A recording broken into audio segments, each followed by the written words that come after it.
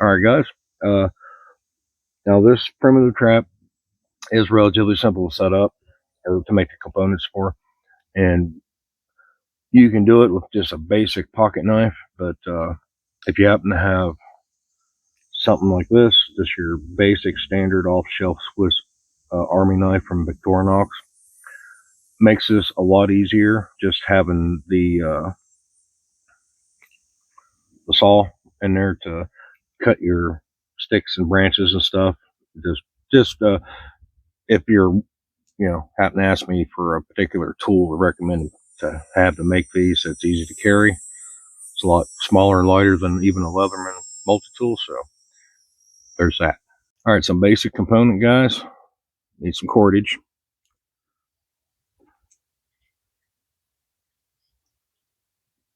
Little Y branch here.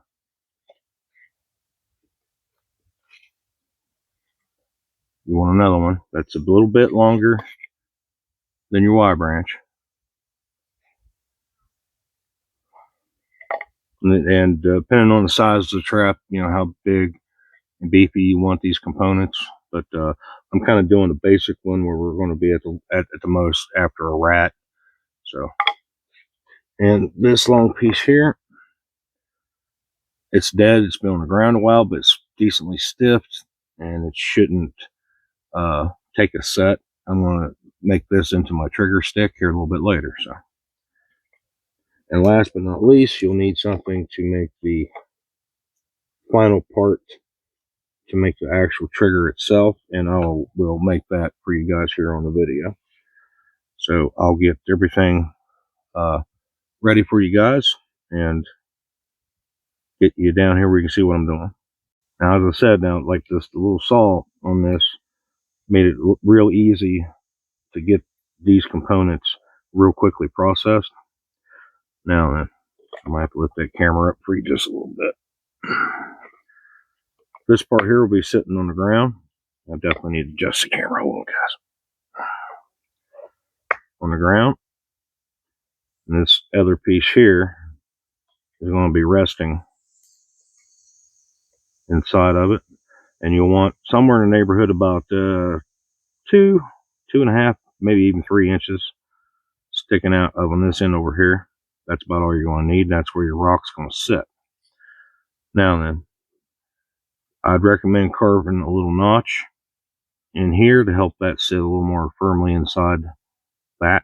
So we're going to take our knife and do that now. All right, just marked with my thumb right here. And it does not have to be a large notch. It's just going to be a little bit of a saddle to sit that down on. Give it just a little something extra to hold that guy steady.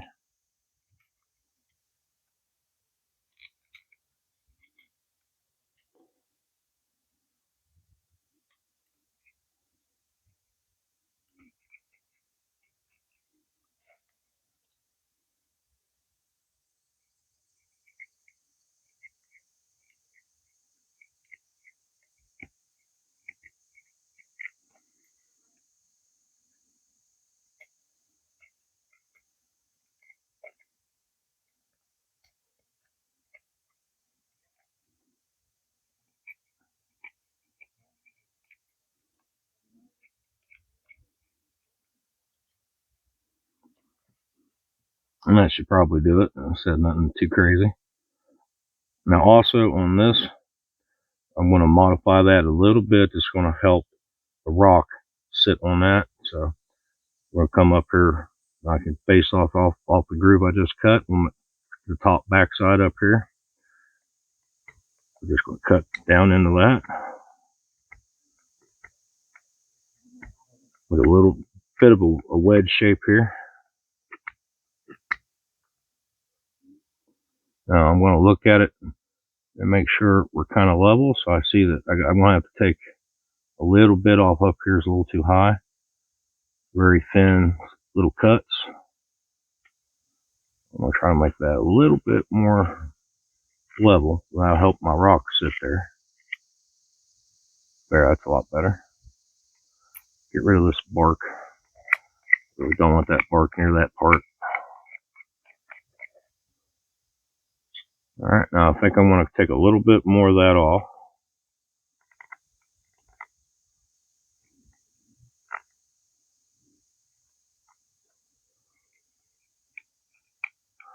Of course, obviously, if you got a belt knife or something like that, which I do, but I just wanted to use this guy through most of this process to kind of show that you can do this with just something as small and as lightweight as this pocket knife.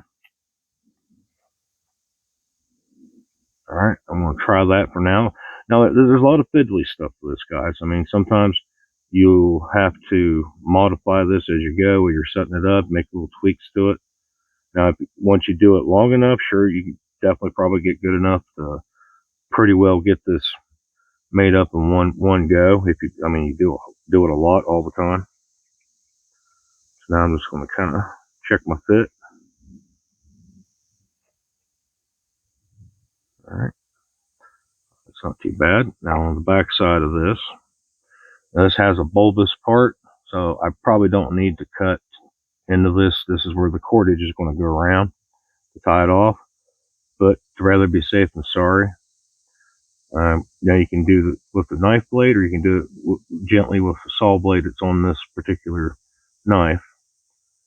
So all I'm going to do is make a little bit of a V cuts into this, and just make me a little channel for the cordage.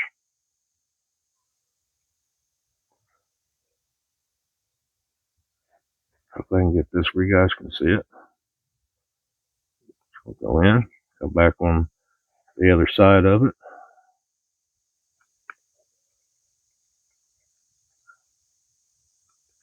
This doesn't have to be very deep, just something for that cordage to kind of keep from slipping around on. Like I said, conversely, I can take the saw and you can literally just saw a very shallow circle.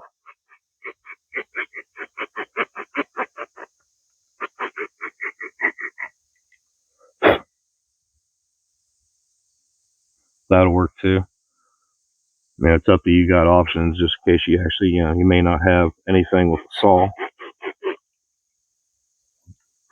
But that will go a long ways to help keep my cordage where I want it.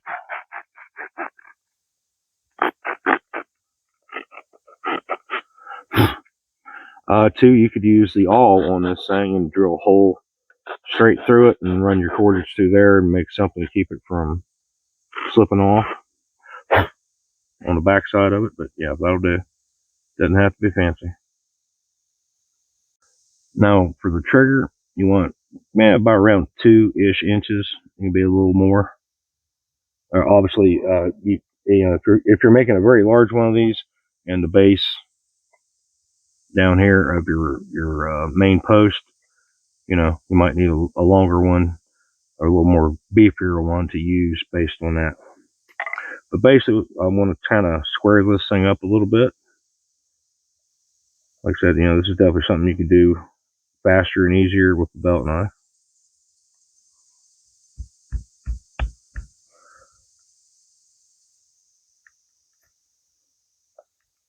You could also, in lieu of what I just did there, you could obviously carve it.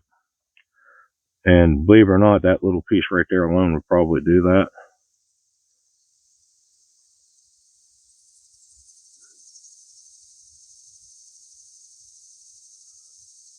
Try and make sure I get this one here pretty decent. I want this thing fairly straight if I can manage it.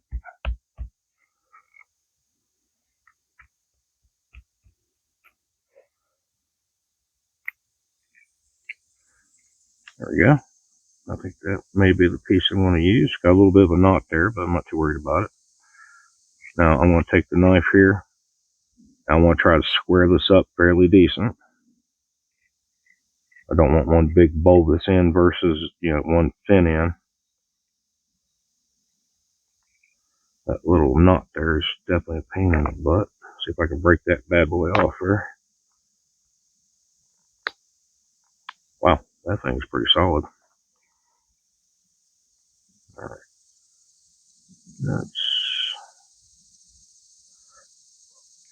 All right, after you get that to where you're satisfied with it, Mine's not too hateful. I think it'll almost work just as is. Clean up here along that edge. Now, also with this one, now you could choose to drill through this, run your quarters through, put a big knot, find another, tie it off, make a little loop with a small tiny stick through it and pull it tight. Or you can come up to about 1/3 of the length of this, and up here on the corners, cut you in some V notches. So we'll go down roughly there. It's about 1/3 of it. Again, these do not have to be great big, just enough to catch your cordage and hold it in place. Flip around the other side and line these up as close as possible. Mark here is actually pretty tough on this guy. And do be careful, take your time, don't cut yourself. This is what I'm using here is hard dead, so it's real easy to let that get out of hand, especially if you're rushing. And want to watch using green material, because it could bow bend, especially that longer, skinnier bait stick. It could take a set on you, and then your whole trap could fall down on you.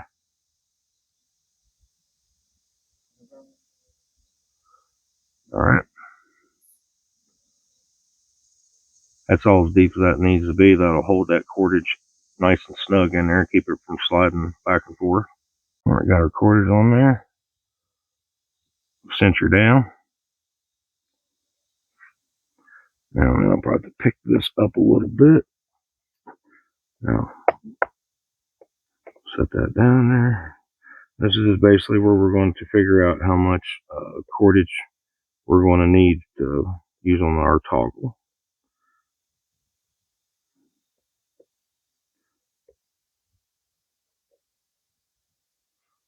So come down. And this cordage is going to have to be enough to come around the bottom, wrap around it. So yeah, I got way more than I need right there, which is fine. And you really don't want this thing sticking straight out. Like, I mean, you could adjust it a little bit, but you don't really want this thing parallel. You want to have it a little bit closer to the ground. And I'm going to cut. We'll just get that out of the way. I've seen people do it, not do it, but I do like the idea of cutting a little slot into this base piece here that your little trigger will fit in, and that'll help keep that very stable. So real simple. I'm going to do just that.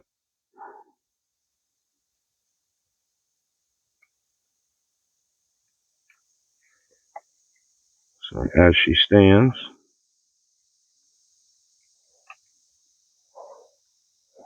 I kind of mock set this up. That way I can make this a little bit more precise. So that is going to come down around. And boom. So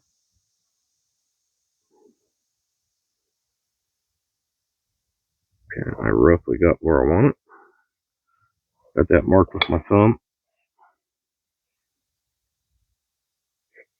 It's a little tiny mark right there. That's where the bottom needs to be. And of course, too, if you want to, you can bring that a little up further. Actually, I think I may do that. I probably want that up just a hair more than what we're showing. And if I need to, I can adjust my cordage or the other stick. That's a little low to the ground. So I'm going to move that back. I think I want that roughly there-ish.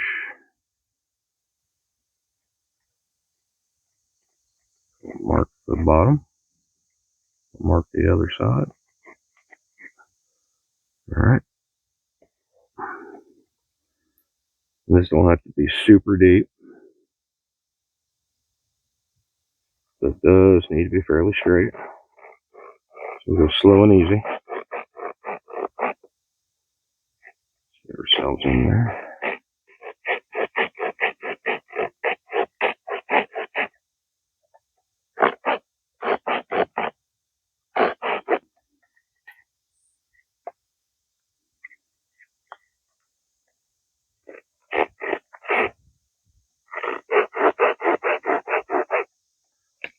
Alright, now we need our knife blade back out. Just use a little guy for that one.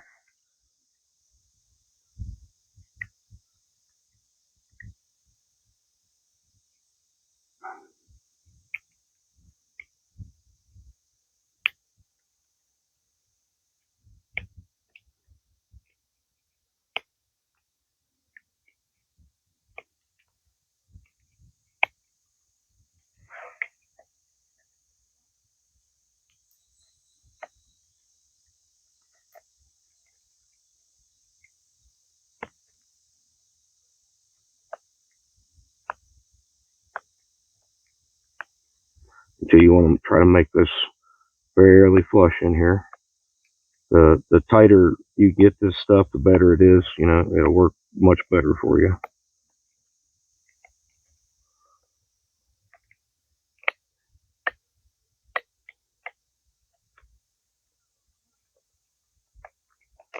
Alright, and that should just kind of slap right in there. Actually, I made that a little bit too big.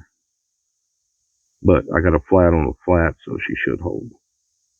Alright guys, now again, this will be the piece I eventually use for the bait stick, but I gotta get my rough estimate on size I need.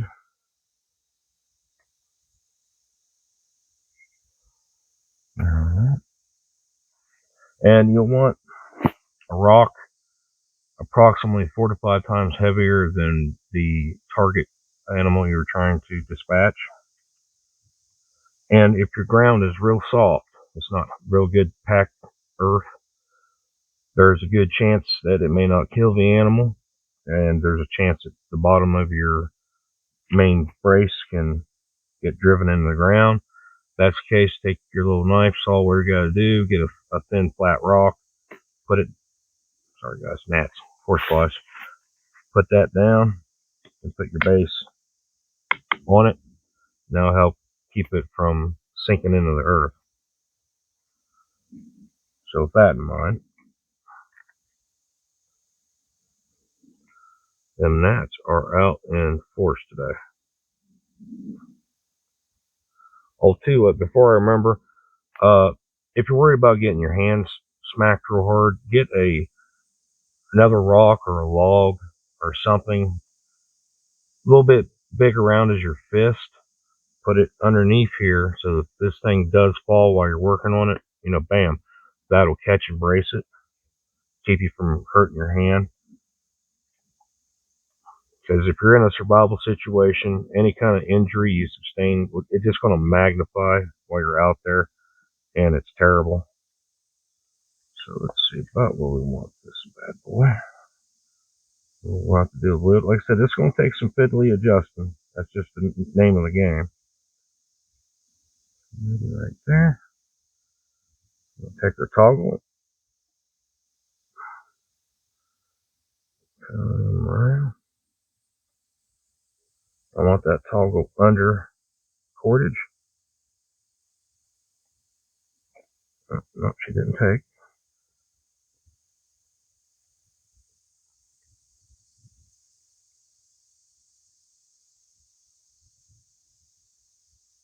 Alright. Oh, wow, them flies are bad, guys. Now, we need the bait stick. Guys, there she is set up. Now, it will not take very much at all to set this thing off. And remember, when you're baiting these, I would take your knife and cut a small groove into the tip of your bait stick and just put something very small in there, work it in. It maybe even chew it and then kind of chew into the stick with some food. Peanut butter works great. You know, a piece of cookie, granola bar, breakfast, whatever you may have that is food. So, and ideally, once this is set up, you may want to have some extra rocks on hand or sticks to drive in the ground. Block this thing off so that way if something's messing around, it doesn't hit or bump this parts of your trap over here, and that can prematurely set it off. And if that happens, then you're out of luck. But we're going to take this little light stick here, barely touch the trigger or trigger slash bait stick here, and boom, just like that, you got potentially a rat, mouse, squirrel, chipmunk. Now, like I said, the bigger the target, the bigger the weight. You want 4 to 5 times the weight of your animal. Now, if you're patient, you can use logs instead of these flat rocks. The flat rocks work best if you can get them. Get this stuff out of the way.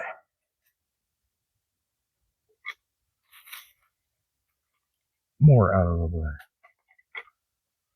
Now, this rock here is suitable to probably smoosh a rat, like a pound kind of deal. I think this is about a 10, 12 pound rock.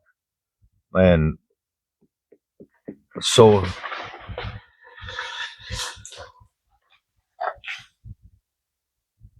I don't know if y'all heard that, but that was really close. A pretty large chunk of top of a tree came down.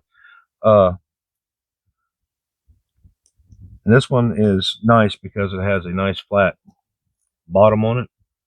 So that makes a nice hinge point. It helps the rock keep stable. It's not wanting to really be wobbly from side to side. So once this thing, and we got up here where I'm at now, decently packed soil. But if you're in a place where the soil is fairly soft or sandy, you definitely need a base plate under your primary piece here.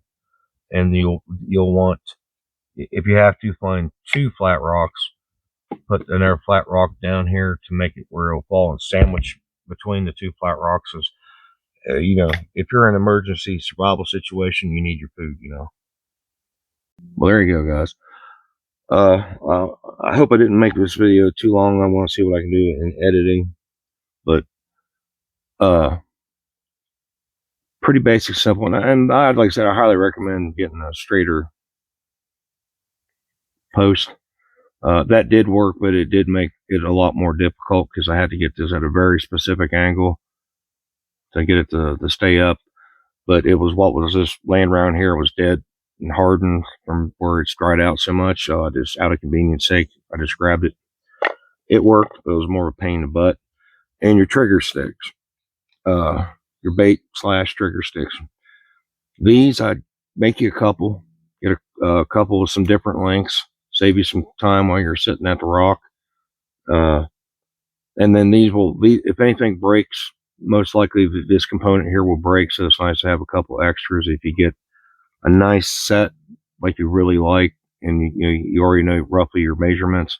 Make you some extra to carry with you, so when you go to your trap and you did catch something, or it had been set off and you didn't catch something and your stick broke for your trigger stick, that way you can replace it real quick on the fly.